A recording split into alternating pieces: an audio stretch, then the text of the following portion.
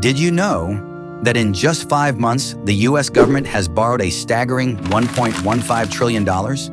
That's $8 billion every single day, more than the entire GDP of some countries. Just gone. And here's the craziest part. This isn't a wartime economy. This isn't a pandemic emergency. This is just normal now. So the question is, how did we get here? And more importantly, how does this end? The beginning of the crisis. To understand today's debt crisis, we have to go back in time. In 2001, the US was in a very different place. The country actually had a budget surplus. Yes, you heard that right. The government was bringing in more money than it was spending. Bill Clinton left office with the books balanced. Then two things happened. The war on terror kicked off, leading to massive military spending. Two huge tax cuts were introduced, reducing government revenue. By the time the 2008 financial crisis hit, America was already running massive deficits. The government had to bail out banks, rescue industries, and stimulate the economy, all of which required even more borrowing. Fast forward to the COVID-19 pandemic, and the money printers were fully unleashed. Trillions were spent on stimulus checks, unemployment benefits, and relief programs. But here's the kicker. The borrowing didn't stop even after the pandemic. In fact, the US is borrowing more now than it did during COVID. Where are we now? Right now, the US national debt stands at a mind-boggling $34 trillion. And the problem isn't just the total debt, it's the interest payments. In just the last 5 months, the US government spent $500 billion, not on healthcare, not on infrastructure, but just to pay the interest on its existing debt. That's more than the entire military budget of China. And with interest rates higher than they've been in decades, these costs are only going to skyrocket. So, what's the plan to fix this? Well, there isn't one. The political deadlock.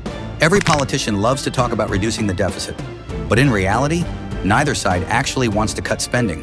Biden's policies have focused on huge stimulus programs, infrastructure spending, and expanding social benefits.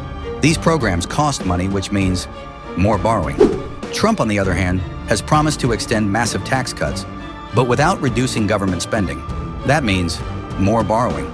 Both sides talk about cutting waste, but let's be honest, firing a few government workers isn't going to fix a $34 trillion problem. And with an aging population, rising healthcare costs, and potential economic slowdowns, things are set to get even worse. Could America actually go bankrupt? This is where things get scary. Some experts believe America could face a debt crisis similar to what happened in Greece or Argentina. If interest payments get too high, investors might lose confidence in the US economy, causing the dollar to weaken and borrowing costs to spiral out of control. Others argue that because the US controls the world's reserve currency, it can just keep printing dollars forever. But here's the problem. Printing more money leads to inflation, making everyday goods more expensive, and eroding people's savings. And what if countries stop using the US dollar? Already, China, Russia, and Saudi Arabia are exploring ways to trade without using US dollars. If the dollar loses its status as the world's dominant currency, America's ability to borrow at low rates could disappear overnight. What happens next? At this point, the US has two choices. One, make tough decisions now, cut spending, raise taxes, and start paying down debt. Two, keep kicking the can down the road, borrow more, spend more, and hope that things never collapse. For now, it looks like politicians are choosing option two.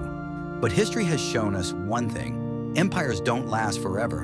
And if the US doesn't get its finances under control, it might be heading for a very painful wake-up call. So what do you think? Will America fix its debt problem, or are we looking at a financial disaster? Drop your thoughts in the comments below. And if you want more deep dives into the biggest economic and political issues of our time, make sure to like, subscribe, and turn on notifications so you don't miss our next video.